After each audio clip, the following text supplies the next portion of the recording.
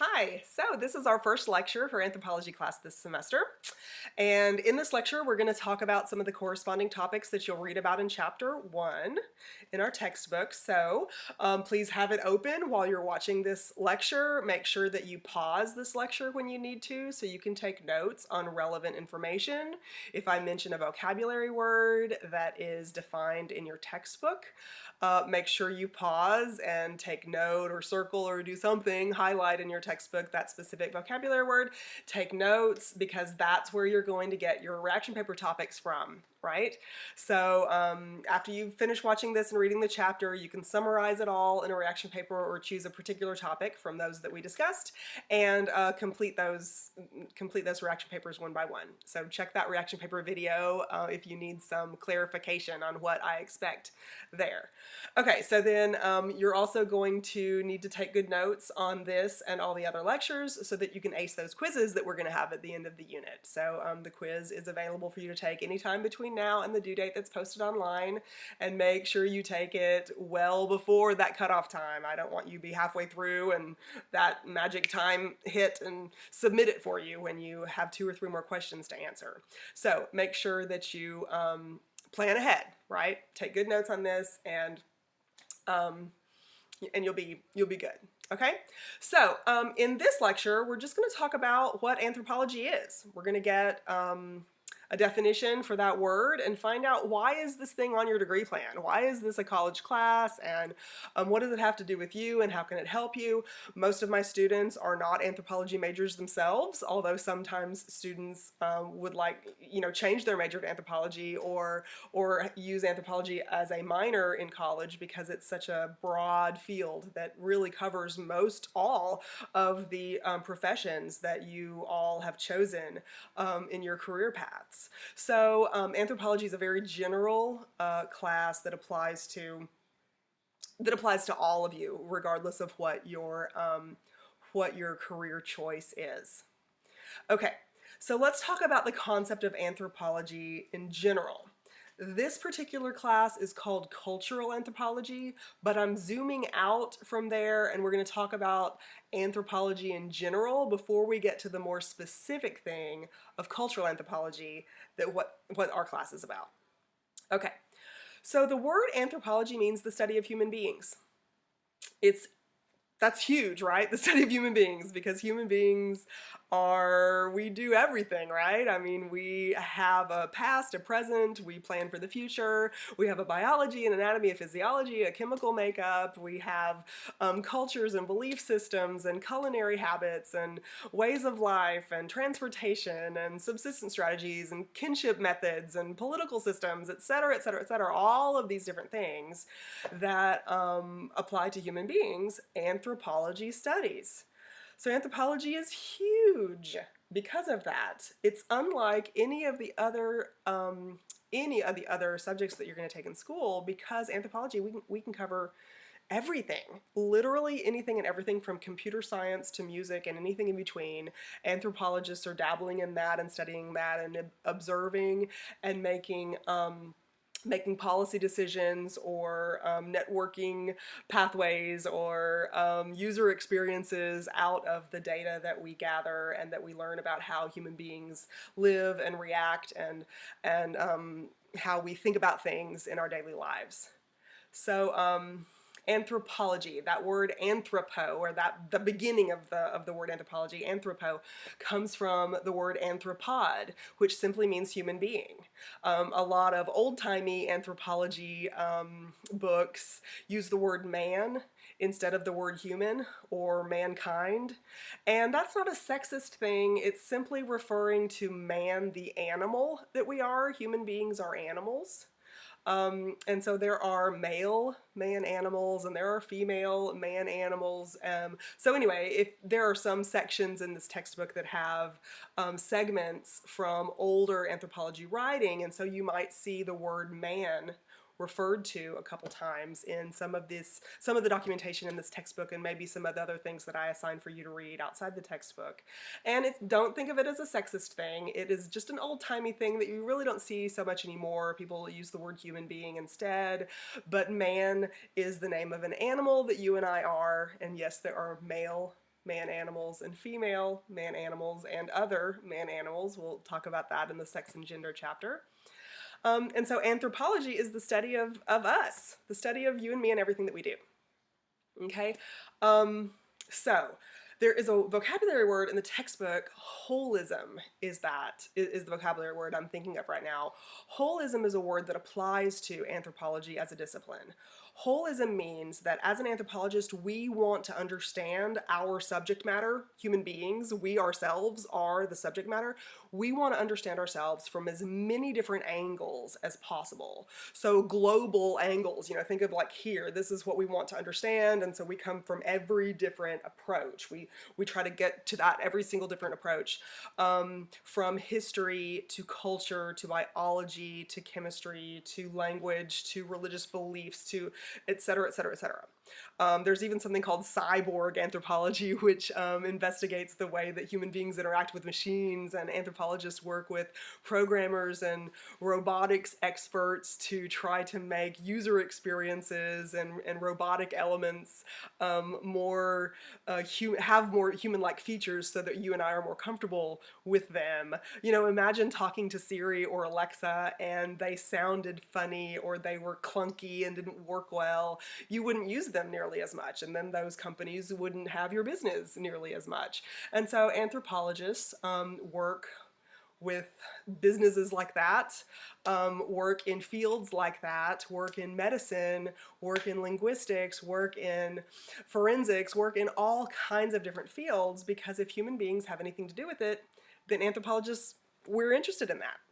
That's us. If human beings have anything to do with it, that's us. That's our expertise. Okay, so anthropology is holistic, meaning we look at human beings from every possible angle, from their history to biology, etc. You'll read about that in your textbook. So that's pretty huge, right? This class that you're in is not just plain old called anthropology. This class that you're in is called cultural anthropology. And that's because anthropology is so big like that, and we cover so many different angles of studying humanity, that we have to break it down into more manageable sections, so to speak. We call them subfields.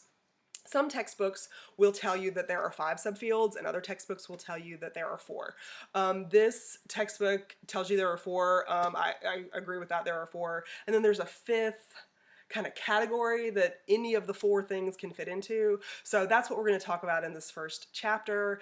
And I'm going to briefly go through 3 of the subfields, the 3 subfields of anthropology that we are not covering this semester. They're really, really interesting, wonderful, fun subfields. But our class is called cultural anthropology. That's the 4th subfield that I'm going to go over, because that's the one that we need to focus on the most.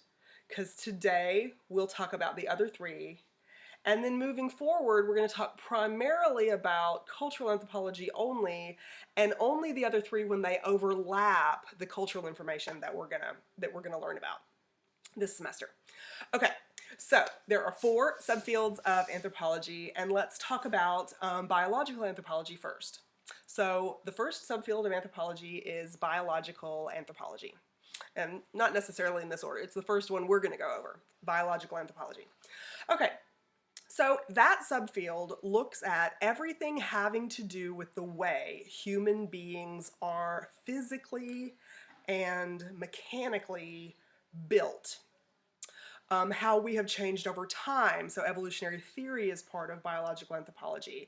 What are our nutritional needs, and how does bipedalism, or the way our skeleton is shaped at our hips so we can walk standing up and propel ourselves with our feet, how does bipedalism affect our culture and our way of life?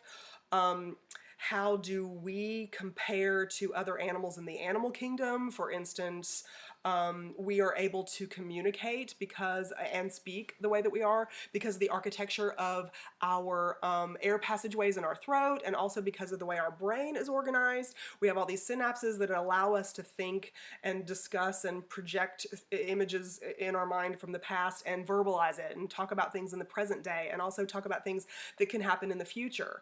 And so some biological anthropologists focus on that cognition aspect of being human in and they look at other animals in the animal kingdom to try to learn about the origins of those kinds of abilities in human beings.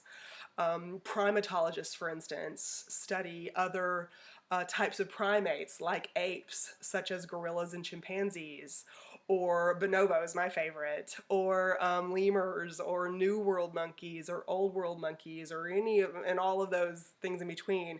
And we study those and those social systems, their biological makeup, their nutritional needs, all of these kinds of things, in order to more fully remember. Anthropology is holistic.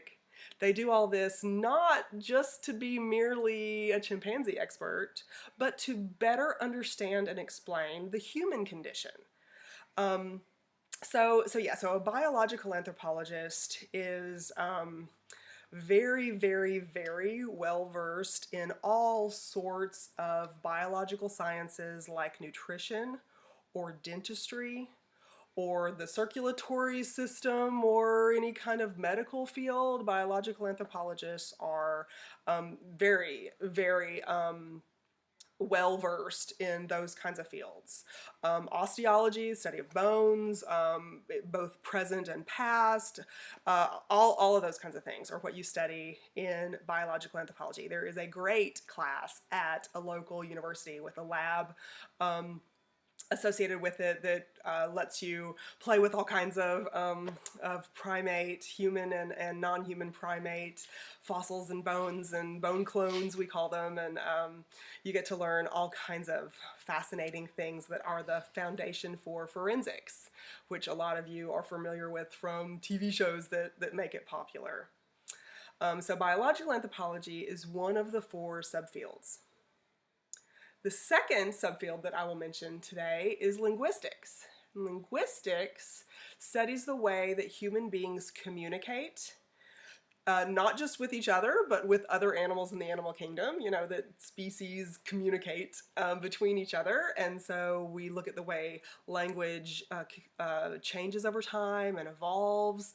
We look at the way new media like social media or texting or communication systems like cell phones or satellite phones or anything like that, it changes over time, and how people communicate. Are there gender differences in the way that we communicate? Are there differences in the way that different age groups communicate? Do you speak differently now because you are the Twitter generation than, say, your grandmother spoke, or the way I'm speaking now? A lot of times my students will tell me, they'll kind of laugh and make fun of me a little bit because they say, "Oh, you text in complete sentences." Yeah, I can't help it. I've tried to text in the way you people do, but I just can't do it. So yeah, you'll see capital letters and periods and commas and stuff because that's just the way I do it. But when you are sitting in this seat talking about it, then you'll have a very different habit because you were reared in a different situation where a different place and time, really, a different generation that has different habits.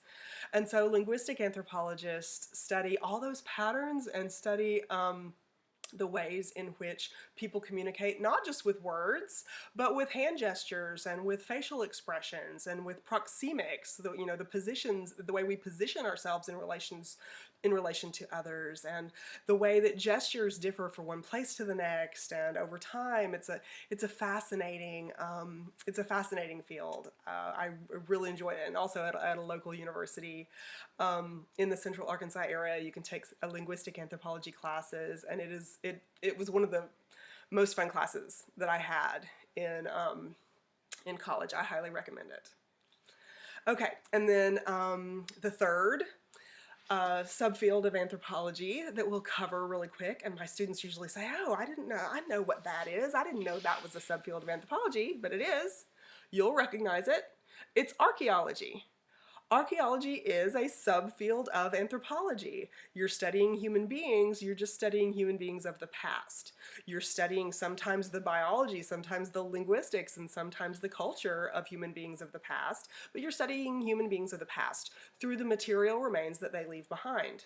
So, you study the way people live, what their political systems were, the way they communicated, maybe even what the gender roles were, the foods that they ate, the trash that they threw out. You're learning to reconstruct daily life of what experiences must have been in the cultural group that you're interested in, whether it is Native American groups before Columbian contact, whether it's the Vikings or the Druids or people in the Himalayas, wherever it is, you're studying previous cultures. You can use present day life to a certain extent to interpret past information and try to give you clues about what those cultures were like. But archaeology studies people and culture through their material remains that we left behind. It's a fascinating field. It's super fun. There's a lot of experimental archaeology that goes on in anthropology fields these days, and we have a very active archaeology community and society in Central Arkansas that has a lot of events and competitions even and fun things to do around Central Arkansas that I'll try to make you aware of as they come up. And anyway, so archaeology, yes, if you're interested in archaeology, you can be an anthropologist because that is one of the subfields. Just don't ever plan on having clean fingernails at any point in your future. You're probably going to be digging in dirt most days, or at least interpreting stuff that was once in dirt. So anyway, yeah, archaeology is the third subfield. Our subfield, finally, cultural anthropology. That is what our class is all about. And culture is the way that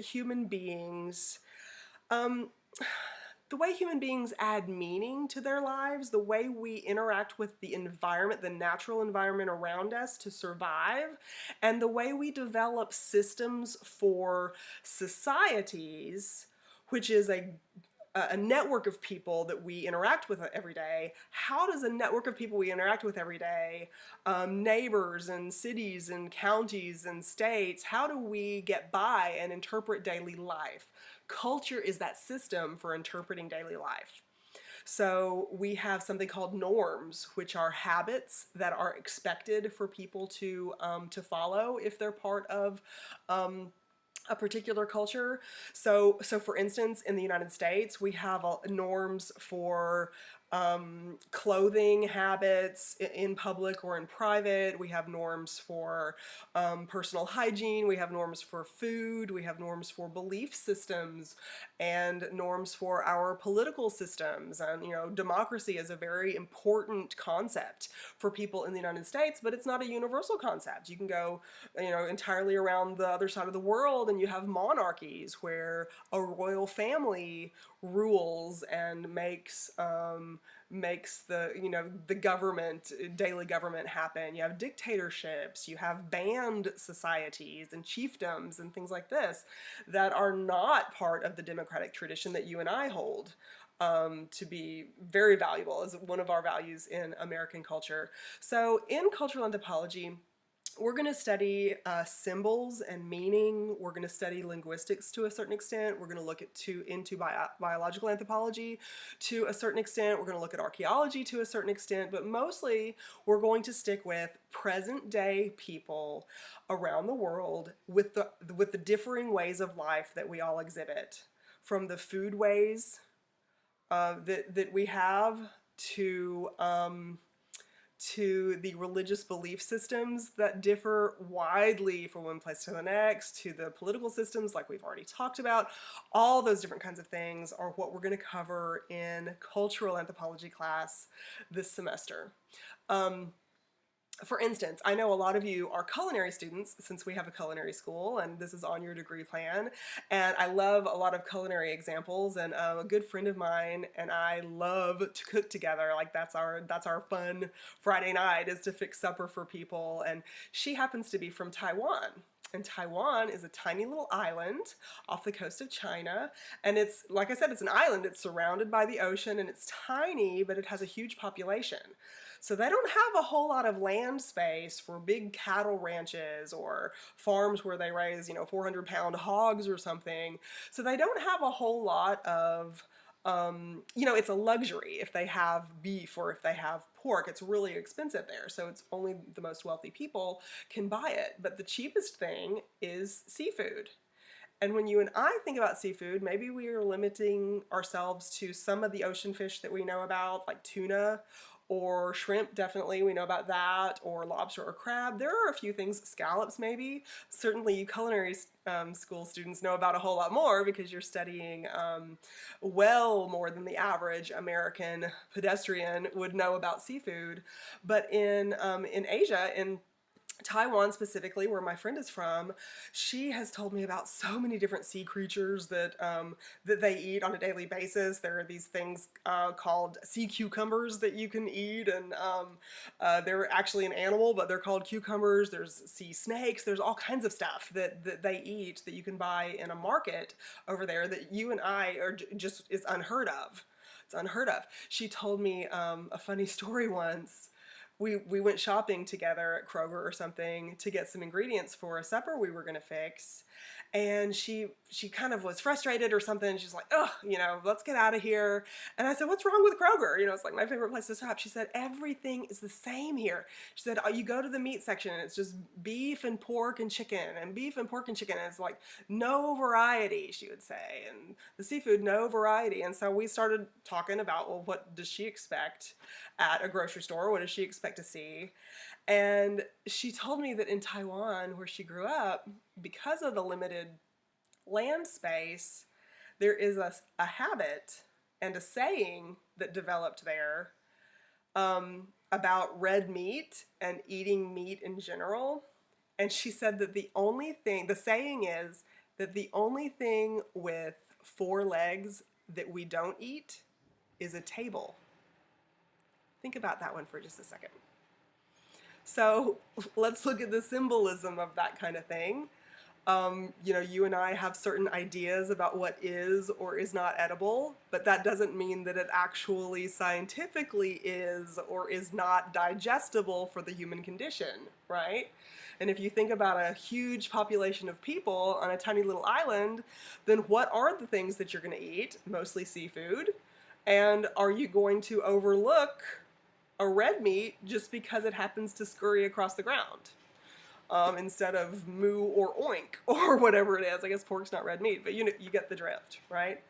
So anyway, there's so much rich variation from one place to the next in our world of ours. And so that's the kind of thing that we're going to study this semester in cultural anthropology class. Now, if some of you are grossed out right now because I said you can eat red meat from something scurrying across the ground, that's a topic, that's a vocabulary word that you're going to read about in this chapter also. That word is ethnocentrism. Ethnocentrism is and its flip side, cultural relativism. That is a major topic that we're going to cover almost every single unit. We're going to talk about something that has to do with could maybe cause ethnocentrism in us. So ethnocentrism is the tendency that everybody has, not just you and me, but everybody everywhere has a tendency to think that their way of life is the best. Their way of life is correct. Their way of life, their belief system, their food habits, whatever, is correct. And anybody else who doesn't do it that way, well, they're incorrect. That's what ethnocentrism is. Ethnocentrism is something that all of us have. We learn it. We learn to love our cultural ways, or we learn to expect our cultural ways. Some people might say that the way our culture is natural, comes naturally to us or something. These kinds of feelings occur with our own cultures because we start learning our culture before we're even aware of our surroundings. We start learning from the moment that we are recognized in our social group, from the moment of our birth. We start learning what our culture is. And so we don't have a memory of that point in our lives, and so that's why some things feel natural to us. Well, our behaviors are not necessarily natural. Back to food examples, what do we tend to eat with? What kind of utensils, do we tend to eat with? Well, we have a knife, fork, and spoon in this culture, but again, my friend from Taiwan has chopsticks. And the knife, fork, and spoon, she doesn't like. You know, she wants the chopsticks for everything. She has this huge pair of chopsticks that are like connected at the top, huge chopsticks for kitchen prep. And I have never asked her to do it, but I have often wondered whether she could like. I mean, I've seen her pick up just like one spare piece of rice on the counter that spilled out or something. She'll like pick it up with the chopsticks and drop it in the pot that she missed before. So I've seen her do that.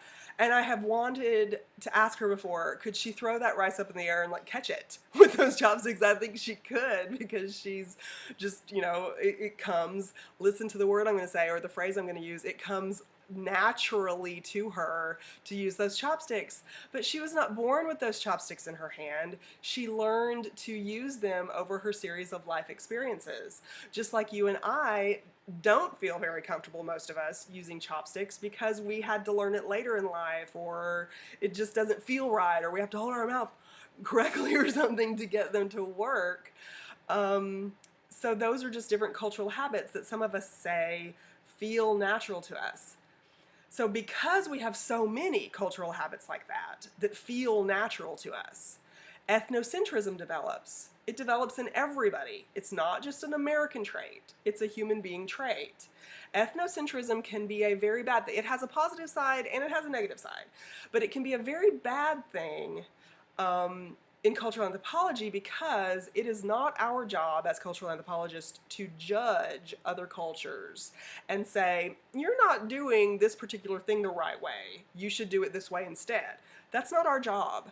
Our job is to understand what other cultures do, study what other cultures do to try to better understand the human condition, study our own culture. Most of the jobs these days for cultural anthropologists are within our own society. So you don't have to travel to some, you know, Central African country or something, or a South American country or something, just to do anthropology. We do it right in our own backyard. Cultural anthropologists do. But even if you just go across the apartment complex and study somebody else's way of life in their house, you can't expect it to be identical to yours. And we all have a tendency to judge others based on what we think of as normal or what we think should take place. And that tendency to judge, using our own culture as the basis, as the measuring tool, that's what ethnocentrism is. And it is, it's a problem for anthropologists because we can't judge somebody else based on their cultural differences. What we are studying in cultural anthropology is the cultural difference. We are not judging the cultural difference. Now, ethnocentrism has a positive side also. Ethnocentrism is the basis for why people are able to have faith in a belief system, or patriotism to their nation, or any kind of loyalty, even brand loyalty that people have to certain, you know, clothing or food lines or cars or whatever. These kinds of loyalty feelings, faith, patriotism, those kinds of things are founded in ethnocentrism. So ethnocentrism can be a very positive thing, but you can't take it too far. Not when you take it too far. Because if you take it too far and say, you can't do this particular thing about your culture because I don't like it and I've got more muscle than you, so I'm going to force you not to do it, then that's a problem. So yeah, so we have to be really careful with ethnocentrism. Now, I mentioned a minute ago that cultural relativism is the flip side to that. You'll also read about that in chapter 1. Cultural relativism is the concept that we can only understand, or we should only understand a culture from the point of view of somebody in that society. I did not say that well. Let me restate that. What we have to do to be cultural relativists is put ourselves in the shoes of somebody in that culture. We have to understand a culture's habits and way of life based on that culture's values and that culture's systems of beliefs and norms. We can't use our system of beliefs, our system of norms, our way of life as a measuring tool. We have to use that culture's way of life. It's very easy to say it, or I've stumbled over the definition a little bit here in the lecture, so it's maybe not so easy to describe, but it's not easy to overcome ethnocentrism well enough to be able to say, hey, you know, here's a culture that does things crazy different from us, and so it's okay, you go ahead and you do it, right? You you do your crazy different things in your culture, and sometimes ethnocentrism is too strong for us to do. And we have this sticky issue of human rights. Sometimes, um, what if a culture limited people's access to goods and services based on whether their ears were connected here, their earlobes were connected or separated? You know, what if that was going on someplace? Is that something that we would say, oh, we have to be cultural relativistic and you go ahead and limit some human experience based on earlobe connectivity or whatever other reason? We're going to be studying some things like that um, in the societies that we look at around the world. For instance, there is a group of people called the Na. N-A is the way you spell that word. The Masuo is also another word for the same people, and they have a culture where marriage doesn't exist. Marriage, not in the way that you and I think of marriage. There's not a word for marriage in their culture, and there are no husbands and wives. There's not a word for that either. Um, and there are tons of children being born to all the women who are in that culture, but there's no marriage. And so you and I might think, oh, those poor children, they don't have fathers.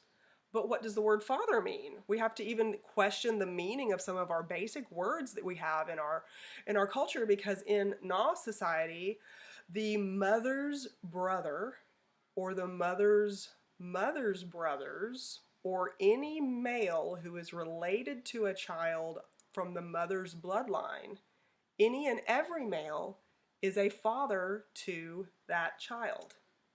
So if a mother has 5 brothers, and if that mother's mother has 3 brothers, then that lady's offspring has 8 fathers. 8. So there is no child ever without a father in the Na, but the word father is defined in a very different way, and that label is placed on a very different person in the family unit than you and I would. So there's a simple thing, not so simple. Maybe some of you are like, whoa, you know, how can we wrap our brains around that? But those are the kinds of things that we can't be ethnocentric about. We have to accept the fact that human beings are capable of every behavior under the sun, and most cultures only include a very limited set of behaviors, and we should open our minds to expect the broadest range of behaviors from one society to the next, or even just crossing the cul-de-sac to another house in the neighborhood. We should be ready to expect vastly different habits and personal behaviors in everybody that we encounter. So those are the kinds of questions that we're going to ask, and those are the kinds of things that we're going to investigate more fully in this class moving forward. So let me finish up chapter 1 really quick so this video doesn't get too long. But so those are the 4 subfields. So we've got biological anthropology, linguistic anthropology, archaeology, subfield of anthropology, and cultural anthropology. That's ours. That's what we're going to talk about the most this semester. Then there is a 5th thing that you need to know about. It's called applied anthropology. So applied anthropology is a practical thing where you take your subfield that you have studied. So for instance, in biological anthropology, I mentioned that forensics was part of it. So if you become a forensic anthropologist, you are an applied anthropologist who focused on biological anthropology first and then works in whatever kind of field, whether it is pathology or criminology or any of these kinds of things that use forensics, you are applying your academic field to daily life. In cultural anthropology, for instance, there are a lot of times people work for human rights organizations or work for the Peace Corps or work for advocacy groups that speak for non-represented people in the world and that kind of thing. So we can take our expertise and turn it into something that helps people in their daily lives. Linguistic anthropologists very often work with tech companies and work with web developers and user experience people so that they can develop icons and photographs and memes and stuff like that that'll be really catchy. So that's a way to apply linguistic anthropology. Archaeology, you can use archaeology in present day, for instance, when you procure and catalog and preserve artifacts for the descendants of the group that you are studying. So you're studying that group, 2, 3 centuries before, but there are descendants of those people today. You can also work for city governments, state governments, and make sure that when new developments, for instance, are going to go in, they're going to build a new interstate someplace, and it's right through this middle of the farmland, but all of a sudden you're digging and you find a gravesite that was not anywhere listed on any of the documentation that the city had, and so they call the archaeologists in to excavate the gravesite and do so it not just at large, but they investigate the gravesite and try to find out what's the significance, who are these people, to whom do these remains belong, and that kind of thing. So we try to preserve the past for the benefit of those not only in the past but alive today, part of our society today. And so that's applied anthropology. There are many different ways. Medical anthropology is an application of either biological anthropology or cultural anthropology. There are campaigns, for instance, to public service campaigns to try to help people overcome things like diabetes and heart disease, and it's about behavioral modification and stuff. That's medical anthropology that a cultural anthropologist can try to guide people through behavior modification, daily habit modification, so that they can control their diabetes and save things like their eyesight and their limbs, and so they don't suffer amputation and all of the kinds of side effects, really terrible side effects that can happen from having diabetes. It's a completely in most cases, not all, but in most cases it's a completely preventable thing, type 2 diabetes, that if you just change your eating habits and your activity habits, you can really significantly reduce your likelihood of diabetes or the incidence of diabetes in your family. So those kinds of efforts that anthropologists engage in are classified as applied anthropology. It's not a fifth subfield. Rather, you would go into one of those 4 subfields and then use your knowledge practically to solve everyday problems for your community or your region or another community that doesn't have assets or resources, that kind of thing.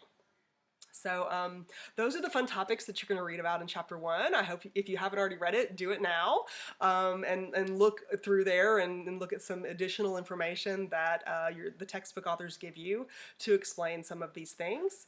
And I will see you again when we talk about the topics from Chapter 2. Okay, study hard, do your action paper, and ace that quiz.